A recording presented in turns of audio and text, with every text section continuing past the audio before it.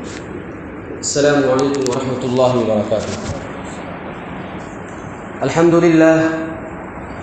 للہ رب العالمین، والصلاة والسلام على سید الانبیاء والمرسلین محمد وآلہ وصحبہ اجمعین، اما بعد فاعوذ باللہ من الشیطان الرجیم، بسم اللہ الرحمن الرحیم۔ لقد كان لكم في رسول الله أسوة حسنة لمن كان يرجو الله واليوم الآخر وذكر الله كثيرا، وقال تعالى في موضع آخر: فلا وربك لا يؤمنون حتى يحكموك فيما شجر بينهم، صدق الله العلي العظيم وصدق رسوله النبي الكريم ونحن على ذلك من الشاهدين۔ ربنا تقبل منا انك انت السميع العليم وتب علينا انك انت التواب الرحيم۔ محترم بزرگوں اور عزیز دینی بھائیوں، حضرت محمد صلی اللہ علیہ وسلم کے ہم امتی ہیں۔ یا ایھا الناس انی رسول اللہ الیکم جمیعا، اے لوگو میں دنیا کے تمام مخلوقوں کا رسول بنا کر کے بھیجا گیا ہوں۔ انی رسول اللہ الیکم جمیعا، کہ میں اللہ کا رسول ہوں تم سب کی طرف۔ آپ صلی اللہ علیہ وسلم ہمارے ہی رسول ہیں۔ آپ صلی اللہ علیہ وسلم ہمارے دوسرے غیر بھائیوں کے بھی پیغمبر ہیں۔ آپ صلی اللہ علیہ وسلم ہمارے عیسائی بھائیوں کے بھی پیغمبر ہیں۔ آپ صلی اللہ علیہ وسلم ہمارے یہودی بھائیوں کے پیغمبر ہیں، جناتوں کے پیغمبر ہیں، کائنات کی جتنی بھی مخلوق ہے میرے نبی سب کا رسول ہے۔ میرے نبی حضرت محمد مصطفیٰ صلی اللہ علیہ وسلم کے بارے میں آیا ہے: الم یجدک یتیما فآویٰ۔ آپ صلی اللہ علیہ وسلم نے جب دنیا میں آنکھیں کھولی تو آپ کے والد محترم نہیں تھے۔ آپ کے والد محترم نہیں تھے، والد صاحب کا انتقال ہو گیا تھا۔ آپ صلی اللہ علیہ وسلم ابھی 6 سال کے ہوئے تو امی جان کا انتقال ہو گیا۔ آپ صلی اللہ علیہ وسلم ابھی 8 سال کے ہوئے تھے تو دادا جان کا انتقال ہو گیا۔ اور آپ صلی اللہ علیہ وسلم کے جتنے بھی جو چہیتے تھے، جو آپ کو اپنا نور نظر بنانے والے تھے، آپ کو اپنا لخت جگر بنانے والے تھے، اللہ پاک نے آپ کو اس عمر میں یتیم بنا دیا کہ جس عمر میں ابھی آپ ہوش بھی نہیں سنبھالے تھے۔ مفسرین نے لکھا ہے، محدثین نے اس پر کلام کیا اور کہا ہے کہ اس کی وجہ یہ ہے کہ میرا نبی جب کل نبی بنے گا تو لوگ یہ نہ کہیں کہ عبد المطلب بڑے تھے، آمنہ بڑے خاندان کی تھی۔ اس لیے اولاد کا اپنے ماں باپ پر اثر ہوتا ہے، اولاد پر ماں باپ کا اثر ہوتا ہے، لیکن میرے نبی نے، میرے محمد نے اپنے ماں باپ کا سایہ اپنے ہوش و حواس میں دیکھا ہی نہیں، اپنے سمجھ اور بوجھ اور اپنے عقل والی زندگی میں پایا ہی نہیں، تو وہ اپنے دادا اور اپنی ماں کی نقل کیا کرے گا؟ اس لیے اللہ پاک نے بچپن ہی میں آپ کے تمام سہارے چھین لیے۔ آپ بے سہارا ہو کر کے پوری دنیا کے سہارا بن گئے۔ آپ بے سہارا ہونے کی حالت میں پوری دنیا کے استاد بن گئے۔ آپ بے سہارا ہونے کی حالت میں دشمن بھی آپ کی تعریف کرتا تھا اور کہتا تھا کہ مکہ میں آپ جیسا نمونہ بچہ کوئی ہے ہی نہیں، مکہ میں آپ جیسا گلیوں میں رہنے والے خوبصورت اخلاقی اعتبار سے، سماجی اعتبار سے، زبان کے اعتبار سے، چلنے کے اعتبار سے، پھرنے کے اعتبار سے، ملنے کے اعتبار سے، کھانے کے اعتبار سے، کھلانے کے اعتبار سے آپ سے بہتر کوئی ہے ہی نہیں۔ آپ کو آپ کے دادا نے بھی نہیں سکھایا، آپ کو آپ کی ماں نے بھی نہیں سکھایا، آپ کو آپ کے کسی جاننے والے نے نہیں سکھایا، پھر یہ اتنا جو ہر طرف سے بے سہارا، یہ کیسا نمونہ بن کر کے محمد پورے مارکیٹ میں آیا ہے۔ ہم میں سے اگر کوئی اچھا بنتا ہے تو کیا بولتے ہیں؟ باپ کا اثر پڑا ہے۔ چاچا اچھا ہوتا ہے تو چاچا کا اثر پڑا ہے۔ دادا اچھے تو بولتے دادا کا اثر پڑا۔ ماں اچھی ہوتی تو بولتے ماں کا اثر پڑا ہے۔ لیکن میرے نبی کا تو کوئی نہیں تھا، تو میرے نبی پر نبوت کا اثر پڑا ہے، میرے نبی پر خدا کی استاذی کا اثر پڑا ہے۔ پوری دنیا میں سب کے سب استاد، میرے نبی کا کوئی استاد نہیں، میرے نبی کا اللہ استاد ہے۔ اسی لیے میرے نبی امی تھے، لکھنا نہیں جانتے تھے۔ والذی بعث فی الامیین رسولا منہم، اسی لیے کہتے ہیں لقب امی ہے لیکن علم کا دریا بہاتے ہیں۔ امی بولتے ہیں اس شخص کو جو کسی سے پڑھا نہ ہو، آج کل کے اصطلاح میں امی کہہ دیں گے، نہ جاننے والوں کو امی کہیں گے، لیکن نبی اکرم صلی اللہ علیہ وسلم کسی سے پڑھے نہیں تھے، لیکن سب سے بڑے پوری دنیا کے جانکار تھے، علم والے تھے۔ انما بعثت معلما، میرے نبی نے فرمایا کہ اللہ پاک نے مجھے اس دنیا میں مبعوث فرمایا ہے، بھیجا ہے استاد بنا کر کے۔ میں کسی کا شاگرد نہیں ہوں، میں کسی کا چھاتر نہیں ہوں، میرا کوئی استاد نہیں دنیا کے اندر، اللہ ڈائریکٹ میرے نبی کا استاد ہے۔ میرے نبی حضرت جبرائیل علیہ السلام جو پیغام لے کر کے آتے تھے، اس کو سن کر کے پوری دنیا میں وہ میسج پھیلاتے تھے۔ میرے نبی صلی اللہ علیہ وسلم کا بچپن آنکھوں کے سامنے کوئی سہارا نظر نہیں آتا تھا، ایسے وقت میں گزرا۔ اس کے بعد چچا ابو طالب، انہوں نے آپ کی پرورش کی ذمہ داری سنبھالی، آپ کو بے پناہ محبت کرتے تھے، بے پناہ محبت کرتے تھے۔ ایک مرتبہ مکہ کے لوگوں نے، قریش کے سرداروں نے ابو طالب کے پاس جا کر یہ عرض کیا کہ اے ابو طالب، آپ محمد کی ذمہ داری چھوڑ دیجئے تاکہ ہم لوگ محمد سے نپٹ لیں۔ ابو طالب نے کہا کہ محمد تک پہنچنے کے لیے پہلے ابو طالب کو کراس کرنا پڑے گا۔ 12 سال کی عمر میں چچا جان بھی اس دنیا سے نعوذ باللہ 12 سال نہیں، بلکہ چونکہ نکاح میں آپ شریک تھے تو کچھ ہی دن ابھی گزرا تھا، ابھی 30 سال، اور اس کے لپیٹ میں چچا بھی جب رخصت ہو گئے، اس وقت جو ہے امی خدیجہ رضی اللہ تعالی عنہا آپ صلی اللہ علیہ وسلم کی وفات کے، حضرت ابو طالب کی وفات کے 25 دن کے بعد ہی وفات ہو گئی۔ اس کا مطلب یہ ہے کہ نبی اکرم صلی اللہ علیہ وسلم کی عمر مبارک جب 50 کروس تھی، اس وقت تک چچا ساتھ میں تھے۔ جب 50 کروس ہو گئی تھی، اس وقت تک چچا ساتھ میں تھے، کیونکہ نبی اکرم صلی اللہ علیہ وسلم جس سال حضرت ابو طالب انتقال فرمائے، اسی سال امی خدیجہ رضی اللہ عنہا بھی وفات فرمائی، اور دنیا میں میرے نبی کو سب سے زیادہ کسی نے مدد کی ہر موڑ پر، حضرت ابو طالب نے مدد کی تھی، اور امی خدیجہ رضی اللہ عنہا نے مدد کی تھی۔ یاد رکھیے گا، عورت وفادار نہیں ہوتی ہے، عورت وفادار نہیں ہوتی ہے۔ آپ اپنی عورت کو سب کچھ قربان کر دیجیے گا، اپنی پوری دولت اور اپنی پوری عزت اور اپنی پوری شہرت اپنے عورت کے نام کر دیجیے گا، لیکن تب بھی عورت آپ کی نہیں ہو سکتی ہے۔ میرے نبی نے فرمایا کہ مجھے عورتوں میں سب سے زیادہ میری بیوی حضرت خدیجہ نے مدد کی تھی۔ آپ صلی اللہ علیہ وسلم امی خدیجہ رضی اللہ عنہا کے سامان تجارت شام لے کر جایا کرتے تھے۔ آپ کی امانت اور آپ کی دیانت اور آپ کی سچائی کو دیکھ کر کے حضرت خدیجہ نے آپ صلی اللہ علیہ وسلم کو پیغام بھیجا کہ ہم آپ سے نکاح کرنا چاہتے ہیں۔ میرے نبی کی عمر اس وقت 25 سال تھی۔ آپ صلی اللہ علیہ وسلم نے امی خدیجہ رضی اللہ عنہا کا پیغام سویکار کر لیا اور قبول کر لیا، اور پھر دونوں کی شادی ہوئی۔ اس وقت امی خدیجہ رضی اللہ عنہا کی عمر 42 ایئرس 42 سال کی تھی۔ آج کے کچھ ناہنجار قسم کے لوگ اور کچھ بیوقوف قسم کے لوگ امی عائشہ رضی اللہ عنہا جن کی عمر 9 سال تھی، آپ صلی اللہ علیہ وسلم کی جب نکاح میں آئی، جب رخصتی ہو کر کے گئی، اس وقت 9 سال کی عمر تھی۔ کچھ لوگ کہتے ہیں کہ نعوذ باللہ محمد چھوٹی چھوٹی بچیوں سے شادی کرنے والے تھے۔ وہ یہ نہیں جانتے کہ اسی محمد نے 25 سال کی عمر میں ایک 42 سالہ عورت سے شادی کیا تھا۔ اسی محمد نے 55 سال 56 سال کی عمر میں ایک 75 سال حضرت سودا بنت زمعہ سے شادی کیا تھا۔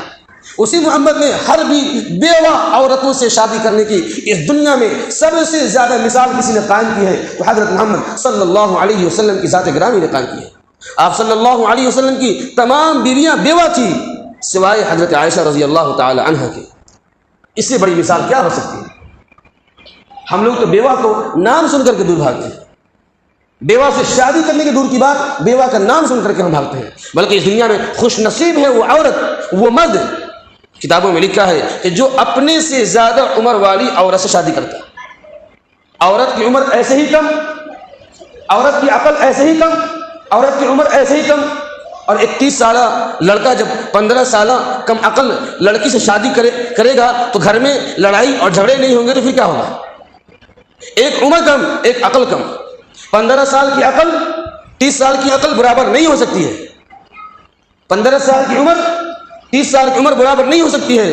اسی لیے علماء نے لکھا ہے اس کے بارے میں یہ بیچ میں ایک جملہ معترضہ کے طور پر کہہ رہا ہوں کہ نوجوانوں کی شادی آج کل جو ایک اسٹینڈرڈ رواج بن گیا ہے کہ اپنے سے بہت ہی کم عمر کی لڑکیوں شادی کرنا، یہی شادی طلاق کا ذریعہ بن جا رہی ہے، کیونکہ 15 سال کی عمر، 16 سال کی عمر بچپنا ہے، گھومنے پھرنے کھیلنے کودنے کا وقت ہوتا ہے، اور اس عمر کی لڑکی کو اگر بیاہ کر کے تم لے کر کے آؤ گے تو وہ 30 سالہ مرد کو گھر کی ذمہ داری بتائے گی یا کھلونا اور گڑیا سے کھیلنے کی خواہش پیش کرے گی، تو اپنی خواہش پورا کرنے میں رہے گی تو گھر کی ذمہ داری کیا سنبھالے گی؟ اس وقت مرد کو غصہ آ جائے گا، پھر گھر میں انبن ہو جائے گا، اور یہ انبن دھیرے دھیرے لڑائی کی شکل اختیار کر لے گی، دونوں خاندان کی لڑائی اور موج کی تاؤ میں آ کر کے پھر طلاق کی نوبت آ جاتی ہے۔ یہ جملہ معترضہ کے طور پر میں نے کہا ہے، اس لیے ہم کتابوں کی روشنی میں یہ بات آپ حضرات تک پہنچائیں گے کہ شادی میں 1-2 سال کا فرق ہونا چاہیے بس، اس سے ذہن ملتا ہے، دماغ ملتا ہے، سوچ ملتی ہے، خیال ملتا ہے، تصور ملتا ہے۔ بہرحال نبی اکرم صلی اللہ علیہ وسلم ہر مسلمانوں کے لیے آئیڈیل ہے۔